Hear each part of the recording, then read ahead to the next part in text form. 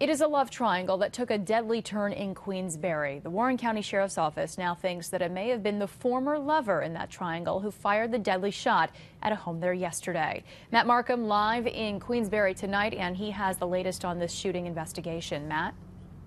Dory, let me tell you about the three people in that love triangle. They're Ralph Runnalls, Jacqueline Kegan, and Paul Wells. Runnalls and Kegan were in a relationship at the time of the shooting. Kegan and Wells were in a relationship that ended some time ago. Miss Kegan went over to the Queensbury home of Mr. Wells to discuss some personal business on Monday. That's when Mr. Runnalls, the third man, showed up with a gun, but he was later killed at that home.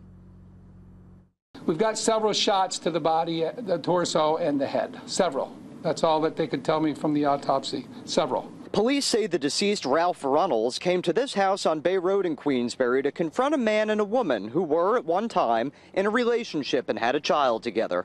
It appears that the deceased had a .357 Magnum, and it appears that there were 3 rounds fired from the Magnum. 2 shots hit both Paul Wells and Jacqueline Kegan. She came over to visit Wells. Then a hail of bullets. According to police, 2 guns were then fired, both believed to be fired by Wells. Numerous shots fired from that. We believe upwards of 16 to 19 shots were fired from that. Those were weapons that we believe was possessed by the landowner. Neighbors didn't know much about the 3, but Wells and Kegan did live here together months ago. It does unnerve me. You know, here we are out in the country. We're like 5-6 miles out from Glens Falls here. You know, and I've been here a number of years, and it's always been quiet out here.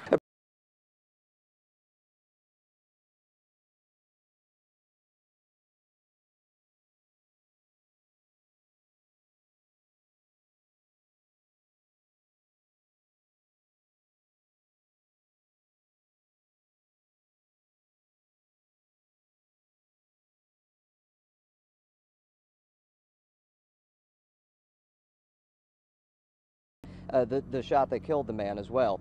There is no real certainty here as to when any charges will be filed, if any charges will be filed, because it may have been that Mr. Wells fired that gun because it was in self-defense. Neither men had pistol permits either, even though they both fired guns, and there was also an 18-year-old boy at the home at the time, and he is safe tonight.